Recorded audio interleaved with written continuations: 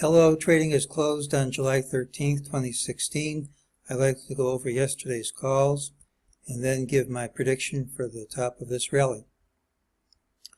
We said yesterday that absent gapping over this high, lower prices should print. Well, we gapped over the high, so there wasn't a call.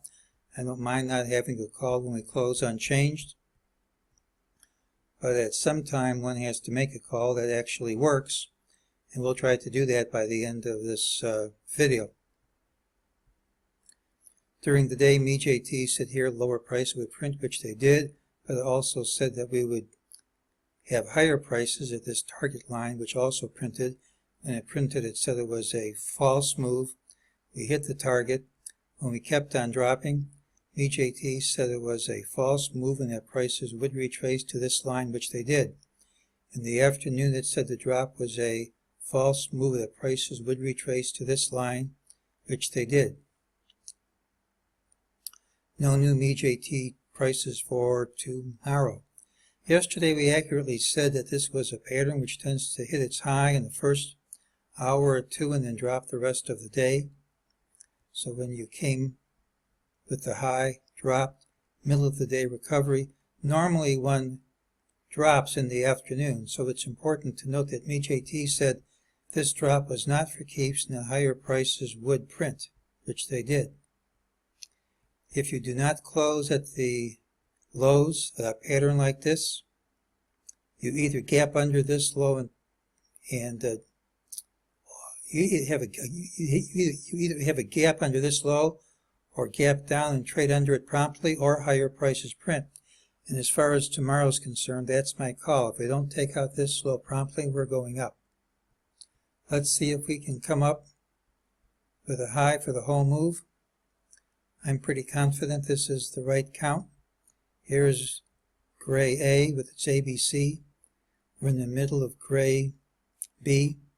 And there's a Fibonacci relationship between A of B and A of A, and B of B and of A. Let's go over it.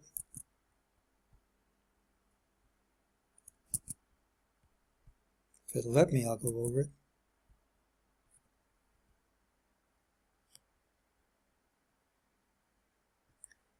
Here's wave B that we're in, gray B. If you take the height of A of B and compare it to the height of A of gray A, you'll see here's your 88.66% hit. It's a Fibonacci number. If you then take the height of B of gray A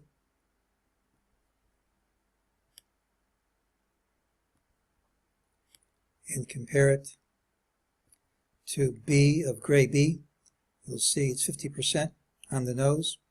So it would be nice if C, brown C of gray B, had the relationship to brown C of gray A. It'll help us come up with a prediction. If that's the height of C of gray A, and if there's a Fibonacci relationship too, this one's just about, says 2179.38. So let's remember that number as a possible target, 2179 plus.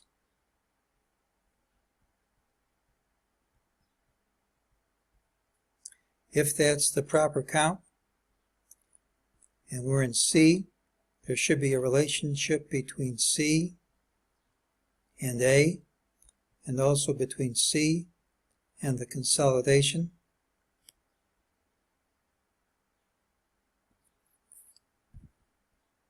You have to get the 100 on top.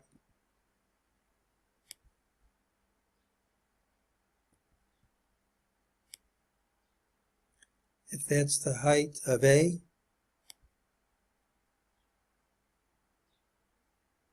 that's the height of C. There's a target around 2177.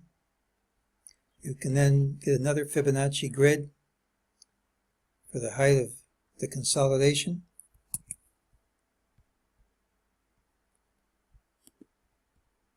Let's change the color so we don't mix them up.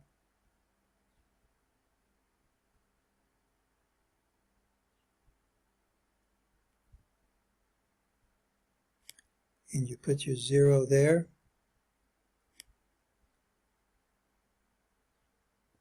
What I wanted to show you was 38.2%,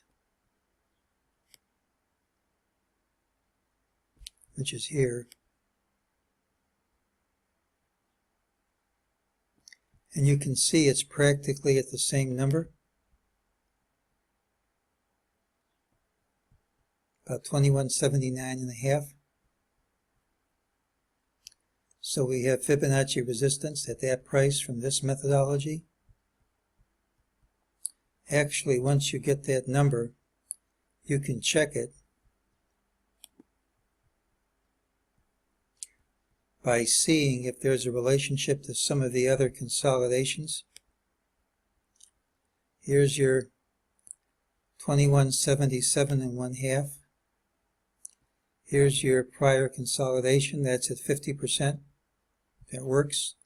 You look at that consolidation in the middle, and it's not perfect, but it's close to 50%.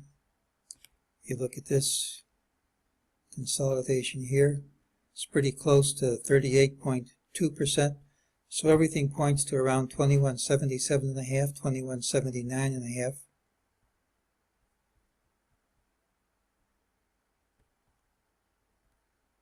Here was the pattern we showed earlier. Here's your diamond, not diamond, triangle. You set the triangle height equal to 100%, and all these Fibonacci ratios give you the highs and the lows. Now you take the same triangle and flip it around.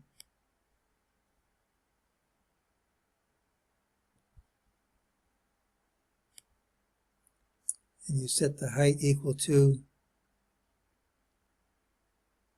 100%, and 127.2, there's 2177.21, that number is the same.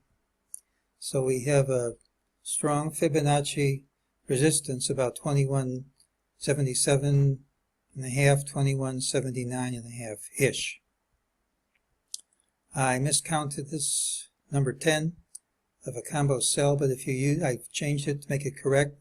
If you use the alternate count, we're already on a sell signal here, so if we hit 2177.50, 2179.50, a sell would be legitimate from this methodology too. So for tomorrow, I think if we don't take out this low promptly, we're going up, and I have strong resistance at 2177.50 to 2179.50. If that hits and if it holds, you're in for a big gray wave C down, and that's today's call.